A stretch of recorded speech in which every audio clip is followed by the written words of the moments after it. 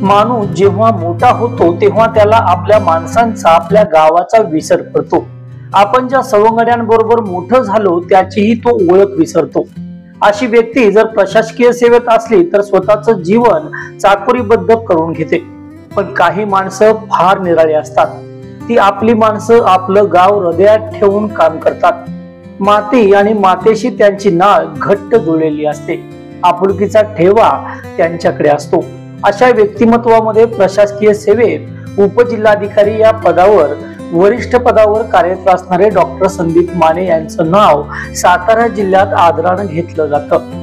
विठ्ठलावर असीम भक्ती, गावाविषयी प्रेम, आदर व प्रशासनात शिस्तबद्ध काम यामुळे डॉक्टर संदीप माने आज आदर्श व्यक्तिमत्व म्हणून लोकप्रिय आहेत. सातारा जिल्ह्यातील काशीळगावचे सुपुत्र डॉक्टर संदीप तुकाराम माने अण्णा यांचं नाव आदरानं घेतलं जातं. अप्पर जिल्हा दंडाधिकारी ठाणे येथे अत्यंत महत्वाच्या पदावर सध्या ते कार्यरत आहेत. प्रशासकीय सेवेतून लोकसेवा कशी करावी याचे अनेक उदाहरणे डॉक्टर संदीप माने यांनी त्यांच्या कामातून दाखवून दिलीत. काशीळकर अण्णा या नावानं त्यांना हाक मारतात. अण्णा म्हणजे आपल्या पदाची झूल बाजूला ठेवून गावांकडच्या माणसांमध्ये मिसळणारा माणूस. खर तर प्रशासनात एखादा अधिकारी कसा असावा याचं मूर्तिमंत उदाहरण म्हणून डॉक्टर संदीप माने यांचं नाव घेतलं जातं. कामाच्या बाबतीत ते अत्यंत शिस्तप्रिय आहेत. अण्णांचे माध्यमिक शिक्षण काशीळच्या यशवंत हायस्कूल मध्ये झाले. त्यानंतर मुंबईच्या वेटनरी कॉलेजमध्ये पदवी व पदव्युत्तर शिक्षण त्यांनी पूर्ण केले. 2000 साली स्पर्धा परीक्षेच्या माध्यमातून प्रशासकीय सेवेत नायब तहसीलदार म्हणून ते शासकीय सेवेत रुजू झाले. सुरुवातीला श्रीवर्धन, कर्जत या ठिकाणी त्यांनी चांगली कामगिरी केली. संवेदनशील समजल्या जाणाऱ्या पनवेल शहरात तहसीलदार पदावर डॉक्टर संदीप माने यांनी कामाची वेगळी छाप निर्माण केली. प्रशासनाच्या माध्यमातून अनेक प्रश्न सोडवण्यासाठी त्यांनी हातोटीने काम केल्याने आजही पनवेलमधील लोक माने साहेबांचं नाव आदराने घेतात. ठाणे, बृहन्मुंबई चिटणीस म्हणून त्यांनी काम केले. 7 वर्षापूर्वी त्यांची उपजिल्हाधिकारी पदी पदोन्नती झाली. त्या माध्यमातून सुरुवातीला सिडकोला त्यांनी काम केलं. महसूल मंत्री राधाकृष्ण विखे पाटील यांच्याकडे विशेष कार्यकारी अधिकारी म्हणून त्यांनी काम केले. दरम्यान त्यांना उत्तम प्रशासकीय सेवेबद्दल मुख्यमंत्री देवेंद्र फडणवीस यांच्या हस्ते सन्मानित करण्यात आले. संदीप अण्णा खरं तर गावाकडे रमणारा माणूस आहे. प्रशासकीय सेवेत असले तरी गावाशी जुळलेली त्यांची नाळ घट्ट आहे. त्यांना लहानपणापासूनच नाट्य व कला क्षेत्रातील विशेष आवड. प्रशासकीय सेवेत काम करताना त्यांनी आपली ही कला जोपासताना मोठं योगदान या क्षेत्राच्या वाढीसाठी दिलंय. सरस्वती थिएटर या संस्थेच्या माध्यमातून त्यांनी अनेक नावाजलेल्या नाटकांची निर्मिती केली. पाऊले चालती, पंढरीची वाट या त्यांच्या नाटकाचे 100 पेक्षा अधिक प्रयोग झाले. या नाटकाला महाराष्ट्रभरातून कौतुकाची थाप मिळाली. ठाणे शहरातील कलाकारांना उत्कृष्ट सादरीकरण करण्याची संधी त्यांनी उपलब्ध करून दिली. डॉक्टर सदानंद देशमुख यांच्या 12 मास या कादंबरीवर आधारित शेतकऱ्यांची व्यथा मांडणारं नाटक करण्याचं धाडस ही अण्णांनी केलं. या नाटकालाही भरघोस प्रतिसाद मिळाला. साहेबांना अध्यात्माची खास आवड आहे. विठ्ठल भक्ती जणू त्यांच्या रक्तातच भिनली. दरवर्षी न चुकता ते पंढरपूरच्या वारीत सहभागी होतात. गेले 20 वर्ष त्यांनी ही परंपरा अखंडपणे जपली आहे. काशीळ आणि परिसरातील अनेक ग्रामस्थांना स्वखर्चाने त्यांनी पांडुरंगाचं दर्शन घडवून आणलंय. अण्णांचे मोठे बंधू अंकुश नाना यांच्या माध्यमातून नुकतेच त्यांनी काशीळच्या 50 लोकांना पंढरपूरला नेऊन विठुरायाचं दर्शन घडवलं. काशीळगावची नाटकाची परंपरा पुढे ठेवण्यासाठी गावातील नाट्य मंडळांना भरीव मदत, मार्गदर्शन आणि प्रोत्साहन देण्याची भूमिका अण्णांनी कायम घेतली आहे. काशीळच्या ग्रामीण रुग्णालयाच्या माध्यमातून आरोग्य सेवा देण्यासाठी त्यांचा पुढाकार असतो. या रुग्णालयाच्या उभारणीत त्यांचे बंधू भरत माने यांची मोलाची साथ मिळाली. त्यामुळे आज काशीळचे ग्रामीण रुग्णालय हजारो रुग्णांना आरोग्य सेवा देत आहे. अण्णांचा वाढदिवस वृक्षारोपण व अनेक सामाजिक उपक्रमातून साजरा होतोय. आपण ज्या शाळेत शिकलो त्या शाळेलाही अण्णा कधी विसरू शकले नाहीत. शाळेच्या विकासासाठी सातत्यानं त्यांचा पाठपुरावा असतो. शाळेच्या दुरुस्तीसाठी सिंहाचा वाटा त्यांनी उचलला. ग्रामीण भागातील मुलांना डिजिटल स्मार्ट डिस्प्ले सारखी यंत्रणा कूपर कंपनीच्या सहकार्यातून त्यांनी मिळवून दिली. गावातील ज्योतिर्लिंग मंदिर, श्रीराम मंदिर, गणेश मंदिराचे सुशोभीकरण व जीर्णोद्धारासाठी त्यांनी भरीव योगदान दिले. पुढची पिढी स्पर्धा परीक्षेच्या माध्यमातून अधिकारी पदापर्यंत पोहोचली पाहिजे, ही संदीप अण्णांची भूमिका. या भावनेने त्यांनी आईंच्या नावे सरस्वती वाचनालय व स्पर्धा परीक्षा केंद्र काशीळ येथे सुरू केले. या केंद्राच्या माध्यमातून विना मोबदला विद्यार्थ्यांना अभ्यासिका सुरू करून देण्यात आली आहे. संदीप अण्णांना शेतीविषयी खास आवड. ऊसाचे अधिकाधिक उत्पादन मिळावे, उच्च दर्जाचे ऊस बियाणे निर्मिती व उत्पादन वाढीच्या दृष्टीनं त्यांचं मोलाचं मार्गदर्शन असतं. संदीप अण्णा यांची विविध बहुरंगी व्यक्तिमत्व आहेत. शैक्षणिक, क्रीडा, आरोग्य, आध्यात्मिक क्षेत्र, शेती अशा प्रत्येक क्षेत्रात त्यांचं योगदान आहे. सांगलीला पुरानं वेढलं तेव्हा संदीप अण्णांनी सरळ हातानं मदत केली. कोरोना सारख्या महामारीमध्ये सातारा जिल्ह्यातील रुग्णांना भरीव मदत करण्यासाठी त्यांनी भूमिका घेतली. प्रशासनातील एक शिस्तबद्ध अधिकारी असणारे अण्णा कुटुंबाविषयी मात्र हळवे व प्रेमळ स्वभावाचे आहेत. आजही एकत्र कुटुंब पद्धती व वडिलोपार्जित संस्कार त्यांनी जपलेत. सामान्य शेतकरी कुटुंबातील पार्श्वभूमी असणारे अण्णा आज उपजिल्हाधिकारी म्हणून स्वतःच्या कामाचा वेगळा ठसा उमटवून आहेत. त्यांचे बंधू अंकुश माने नाना हे काशीळ गावचे माजी सरपंच आहेत. त्या माध्यमातून गावचा विकास व अनेक सामाजिक कार्यांना त्यांनी हातभार लावला.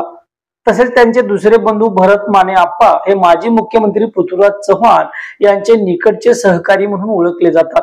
त्यांच्या प्रयत्नातून काशीळला ग्रामीण रुग्णालय व विकास कामांना मदत झाली. अण्णा व त्यांच्या बंधूंच्या माध्यमातून काशीळ गावात सार्वजनिक, शैक्षणिक, आध्यात्मिक, क्रीडा क्षेत्रात भरीव काम सुरू आहे. अनेक सामाजिक कार्याला हातभार देणारे संदीप अण्णा प्रसिद्धीपासून मात्र लांब असतात. आज 7 एप्रिल रोजी त्यांचा सुवर्ण महोत्सवी वाढदिवस साजरा होतोय. प्रशासनातील दिलदार व्यक्तिमत्व, लोकांच्या सेवेसाठी धावून जाणारे संवेदनशील व्यक्तिमत्व म्हणून संदीप अण्णांना काशीळ पंचक्रोशीतून आदराचं स्थान मिळतंय. त्यांना सुवर्ण महोत्सवी वाढदिवसाच्या हार्दिक शुभेच्छा. रामकृष्ण हरी. मी धनाजी मारुती लोहार, काशीळचा रहिवासी. त्यांच्या साहेबांच्या घराच्या पाठीमागच आपलं घर आहे. अण्णांच्याबरोबर बोलायचं म्हटलं तर अण्णांची दरवर्षी वारी असते. श्रीदत्त भजन मंडळ ग्रुपमधनं मी बोलतो आहे. तर अण्णांच्याबरोबर बोलायचं म्हटलं तर अण्णा दरवर्षी वारीला असतात. त्यांच्या मेळाव्यात आम्हाला कधी कधी नाचायसाठी जावं लागते.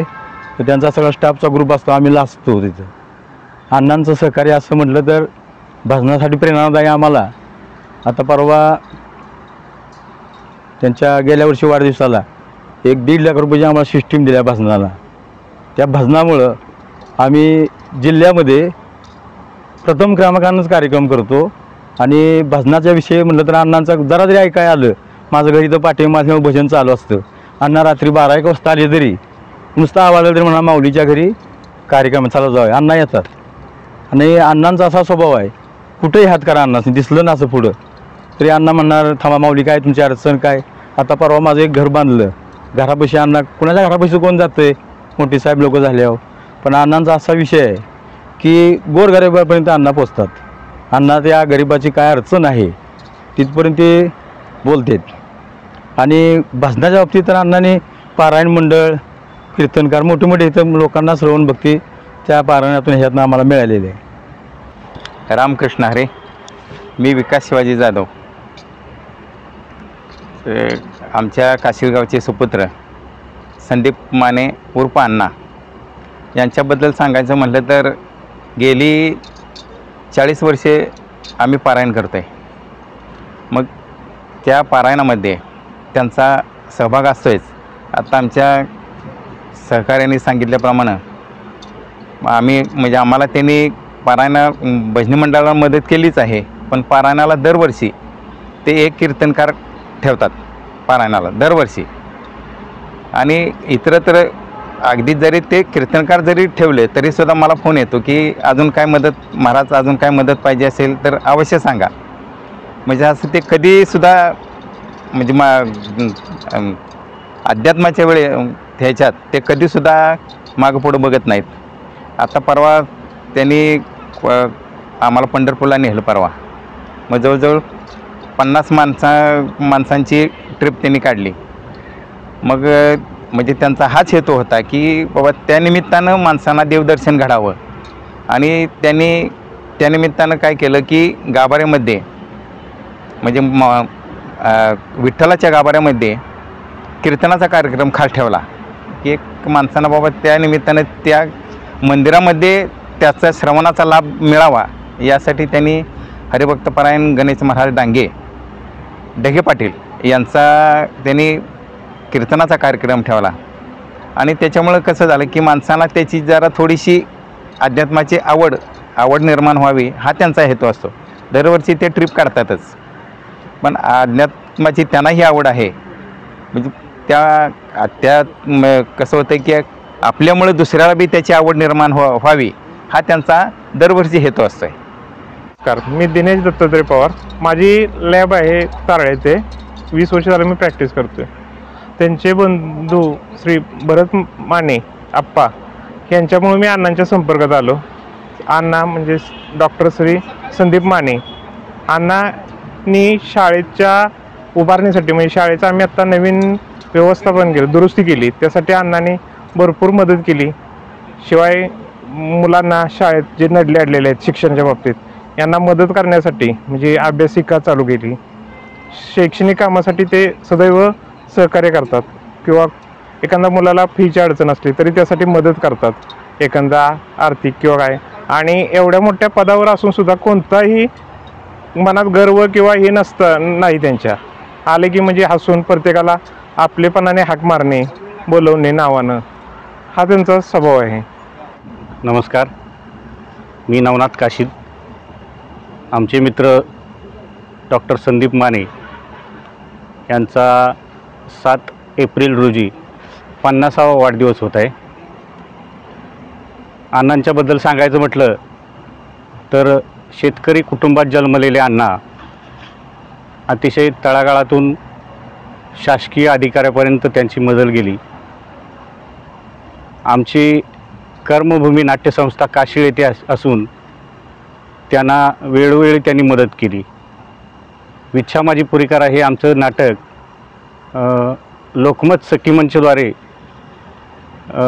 करण्यासाठी त्यांनी कॉस्ट्युमची मदत केली.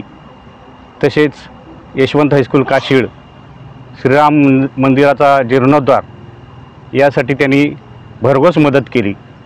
अण्णांच्या विषयी सांगायचं झालं तर सरस्वतीची आण तुम्ही, महाराष्ट्राची शान तुम्ही, तुकारामाची गाथा तुम्ही, सह्याद्रीचा माता तुम्ही, मैत्रीचा बहुमान तुम्ही, काशीळचा अभिमान तुम्ही, शिवबाची तलवार तुम्ही, माती आणि शिवार तुम्ही.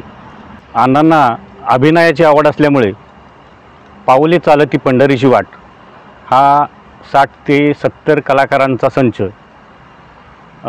त्याचे व्यावसायिक प्रयोग त्यांनी ठाणे, मुंबई येथे सादर केले. तसेच शेतकरी कुटुंबातील असल्यामुळं 12 मास हे शेतकऱ्यांच्या जीवनावरील नाटक त्यांनी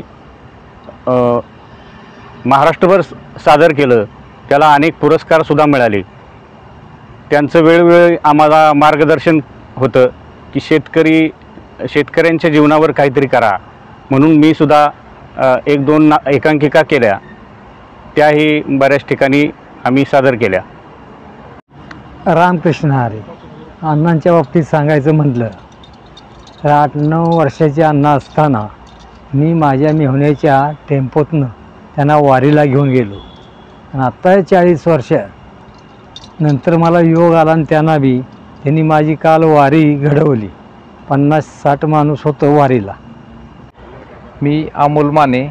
7 एप्रिलला माननीय श्री संदीप माने अण्णा यांना प्रथमतः वाढदिवसाच्या शुभेच्छा देतो. अण्णांच्याबद्दल बोलायचं झालं तर अण्णा हे सामाजिक व्यक्तिमत्व आहे.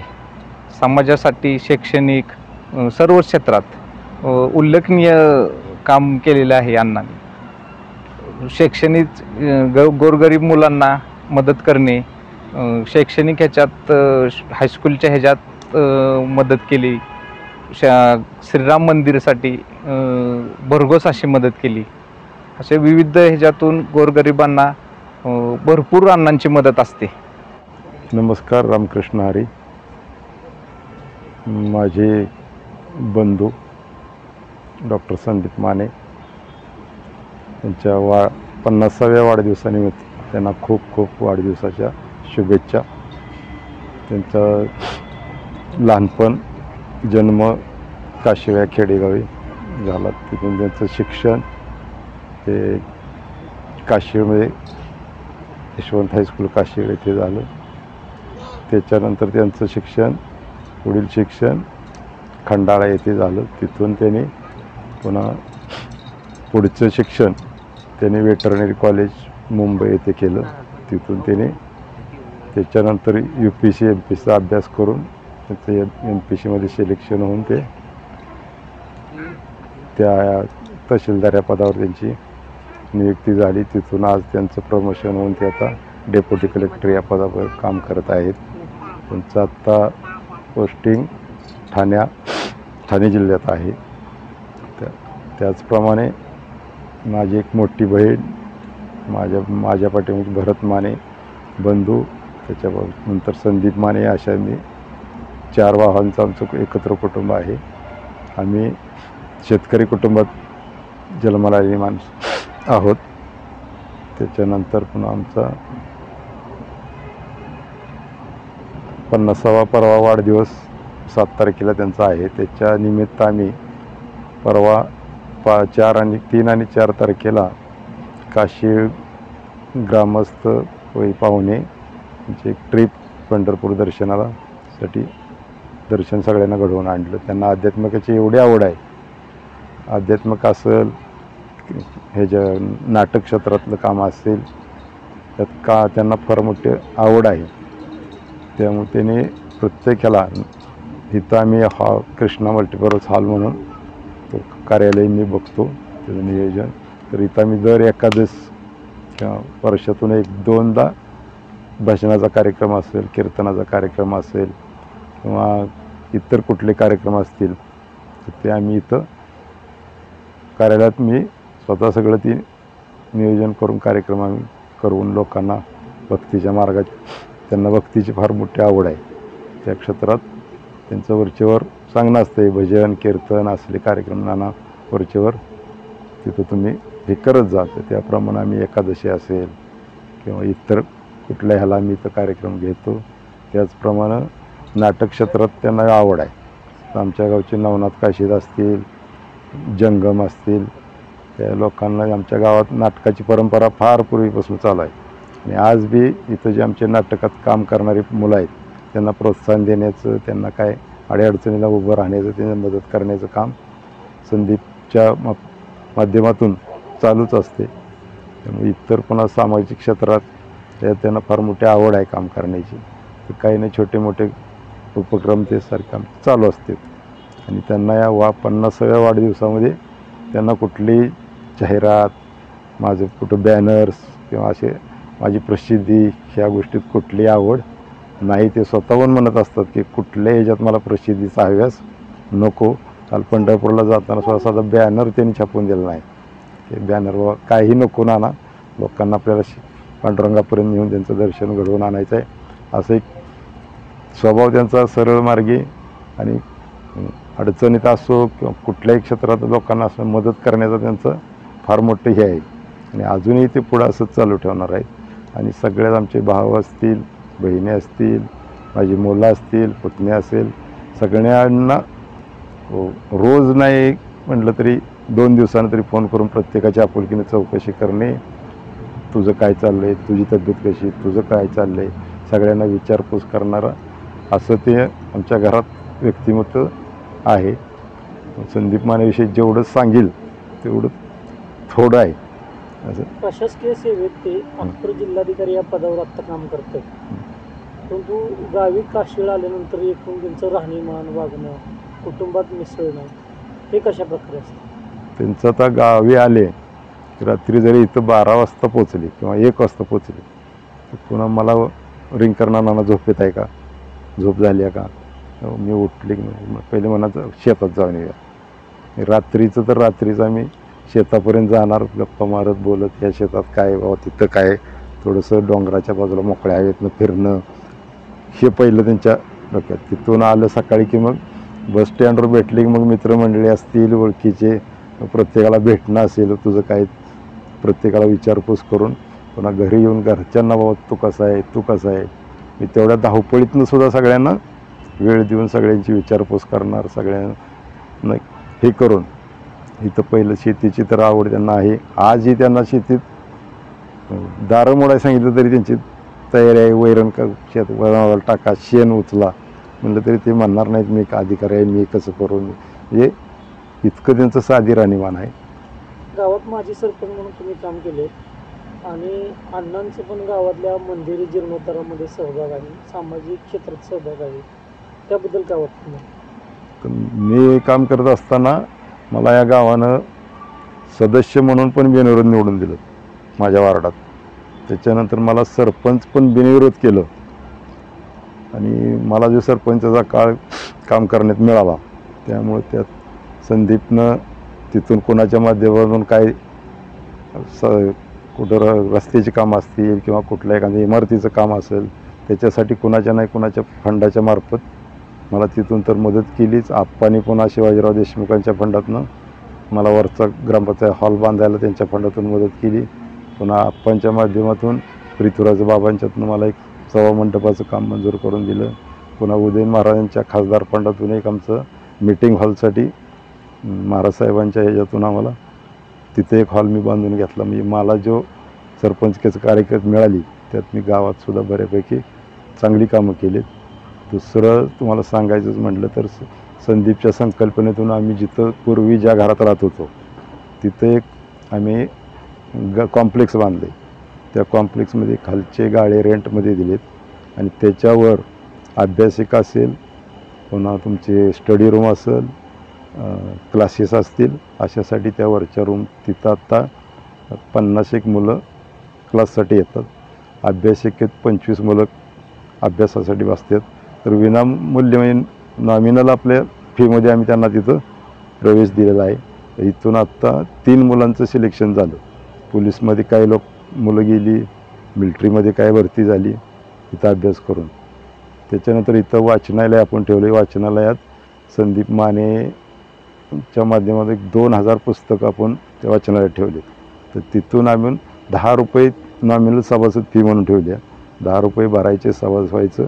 पुस्तक ज्याला घरी नेऊन वाचायचं त्याने घरी नेऊन वाचतात, ते जमा करायचं, पुन्हा दुसरं घेऊन जायचं. ज्याला तिथं वाचायचं आहे तिथंसुद्धा बसण्याची सोय केलेली आहे. म्हणजे त्याच्यानंतर दुसरं वर्तमानपत्र.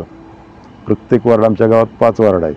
5 वार्डात प्रत्येक वार्डात एक ठिकाणी वर्तमानपत्रालयाचं आपण ही बनवलं आहे. तिथं रोज वर्तमान सगळे पत्र, सकाळ असेल, तरुण भारत असेल, पुढारी असेल, जेवढे पेपर्स आहेत तेवढे सगळे सकाळी आणून ठेवतो.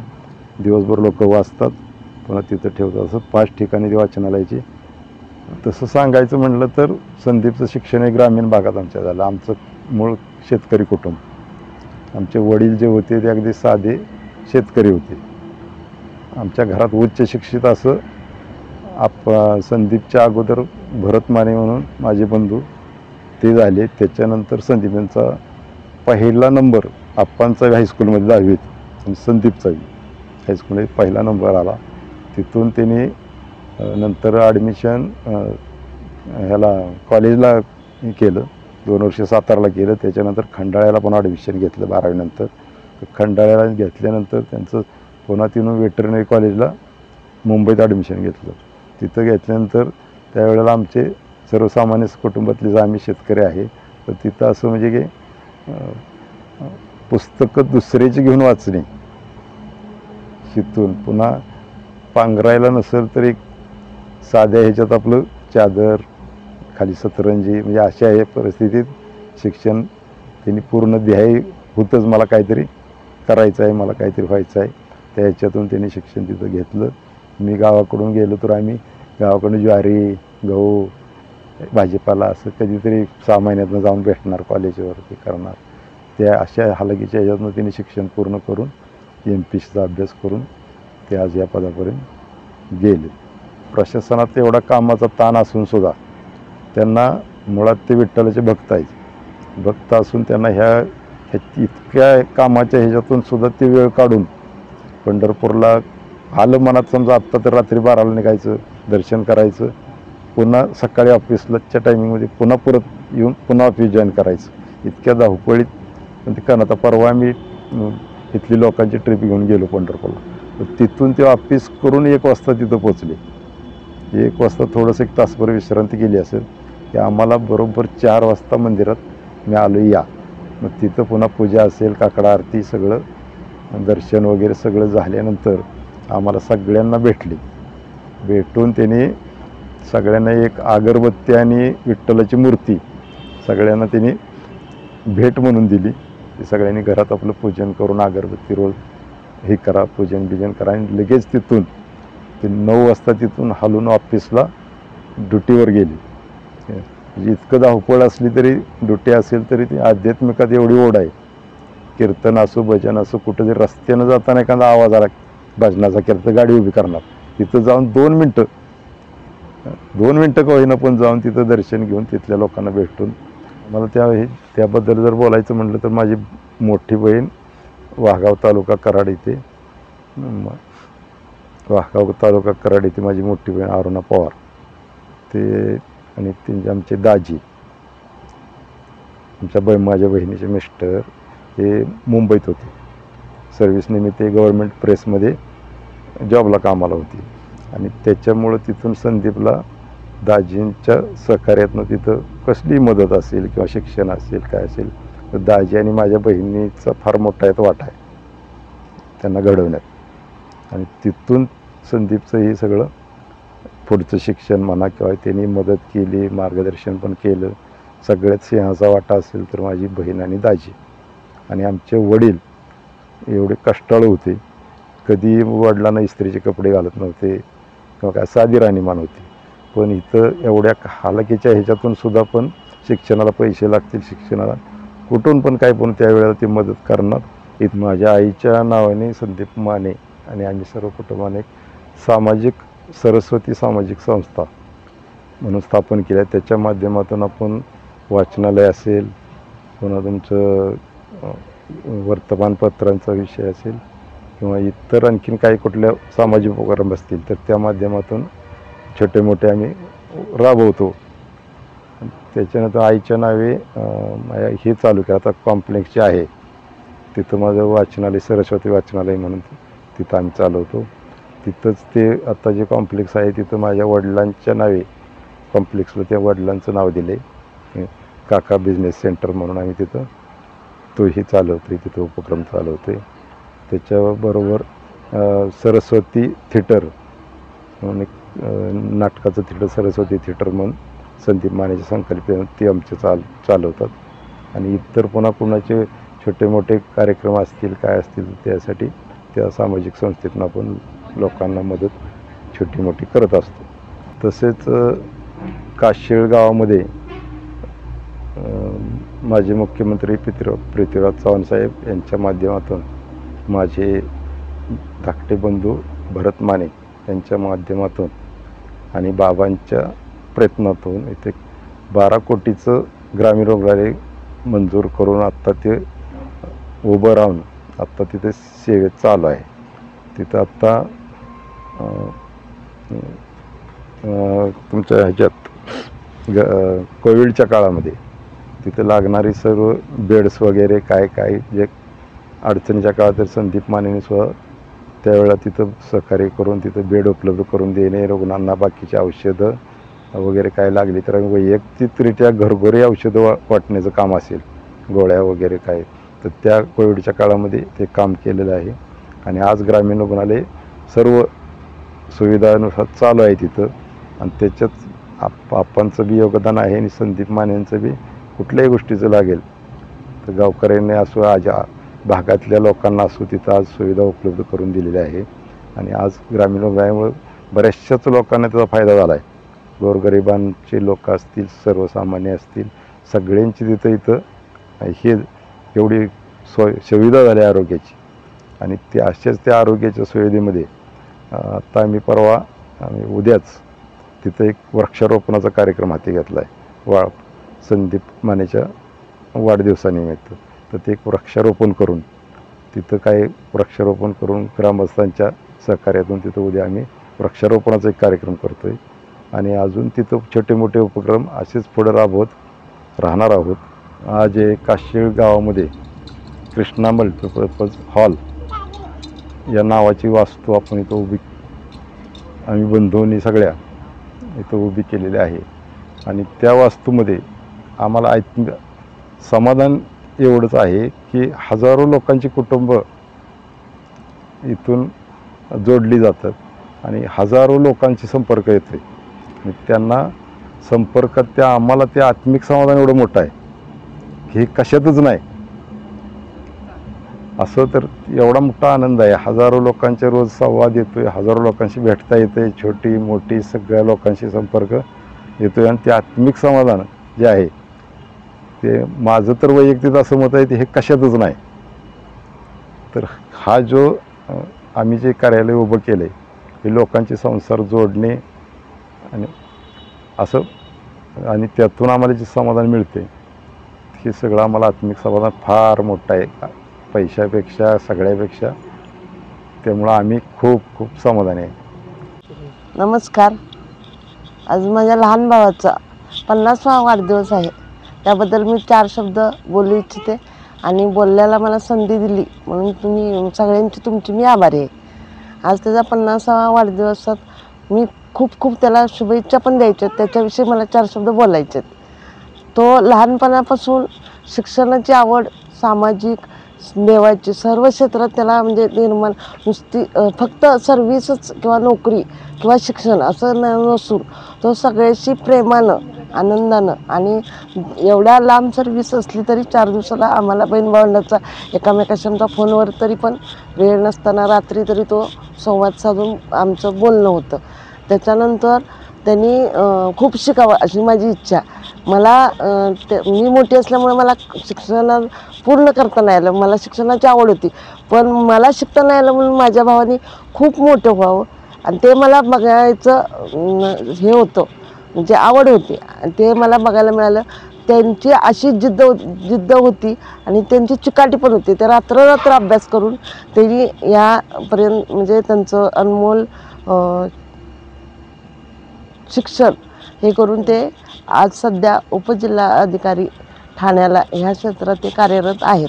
आणि त्यांचं शिक्षण असून त्यांना इतरही सर्व आवड आहे. देवधर्मात ग्रंथालय त्यांनी आईच्या नावानं माझ्या सरस्वती ग्रंथालय अजून दुसरे संस्था असं त्यांनी पुस्तकालय, वाचनालय खूप चालू केलेत. आणि लहान मुलांना शिक्षणाबद्दल आता खेडेगावात जर ते आले काही सुट्टीत तर फक्त घरापुरते मर्यादित नसून ते बाहेरच्या मुलांना पण शिक्षणासाठी खूप मार्गदर्शन करतात. आणि आत्ताच्या ह्याच्यात त्यांना सर्व म्हणजे आपल्या घरातीलच कुटुंबात आहेत असं त्यांचं आणि सर्व कुटुंबातच आपल्या सामील आहेत असं करून सर्वांना मार्गदर्शन. आणि ते मला स्वतःला तर खूप आवडतं. मी लहानपणी त्यांच्या फोन नव्हता तर मी त्यांना आंतरदेशीय पत्र लिहून 3 पानं भरून पाठवायचे आणि त्यांचं प्रत्युत्तर मला लगेच यायचं पत्रानंच. मग आता सध्या फोनवर तर आम्ही नेहमीच बोलतो. माझी आठवण त्यांना झाली की त्यांना असं स्वप्नात वाटतं की अक्का मला समोर दिसते. मलाही त्यांची आठवण झाली की आम्हाला एकामेकाला आणि त्यांनी सर्व सुखदुःखात आमच्या ते सामील प्रत्येक वेळोवेळी सगळ्यात म्हणजे फक्त कार्यक्रमापुरते मर्यादित नसून सगळ्या मुलांच्या बाकीच्या कार्यात सगळीकडे आमचे संवाद चालू असतात बहीण भावांचे आणि एकमेकाशी आम्ही प्रेमाने राहतो. त्यांना उदंड आयुष्य लाभो हीच ईश्वरचरणी माझी प्रार्थना. धन्यवाद. नमस्कार. मी कोमल वैभव माने, ठाणे उपजिल्हाधिकारी तथा अप्पर अधिकारी डॉक्टर संदीप माने यांची मी सून. आज त्यांचा 50वा वाढदिवस. त्याबद्दल जर बोलायचं झालं त्यांच्याबद्दल तर एक अधिकारी कसा असावा हे याचं ते उत्तम उदाहरण आहेत. कारण एक अधिकारी म्हणून ते नुसते शैक्षणिक कामगिरी त्यांची नाही तर त्यांची सामाजिक ते चांगले नाट्यरसिक आहेत. त्यांनी एक नाटक पण बसवलेलं पावले झाले ते पंढरीची वाट. त्यांनी यशस्वी प्रयोग मुंबईमध्ये तेही पार पाडलेत. आज सरस्वती थिएटर, सरस्वती सामाजिक संस्था, सरस्वती स्पर्धा परीक्षा मार्गदर्शन केंद्र काशीळ हे त्यांनी आज उभारून दिले. काशीळमध्ये सरस्वती वाचनालय, जवळपास वाचनालयात 1300 ते 1500 पर्यंत पुस्तके आहेत. तसं त्यांनी स्टडी सेंटर पण MPSCच्या मुलांसाठी उपलब्ध करून दिले. आज त्या स्टडी सेंटरमध्ये जवळपास 30 मुलांची सोय आहे आणि कोचिंग क्लासेस 1ली ते 10वी जवळपास 70 ते 80 मुलं तिथं आज कोचिंग क्लासेससाठी माझ्याकडे येतात. हे सगळं त्यांनी म्हणजे मला काशीळमध्ये एक नवीन ओळख निर्माण करून दिली. काशीळमध्ये आज मी माझ्या स्वतःच्या नावाने ओळखले जाते. ह्या सगळ्या पुढं या सगळ्याच्या पाठीमागं ते आहेत. आज त्यांचा 50वा बर्थडे, त्यानिमित्त मी त्यांना अनेक शुभेच्छा देते आणि त्यांना उदंड आयुष्य लाभो अशी ईश्वरचरणी प्रार्थना करते.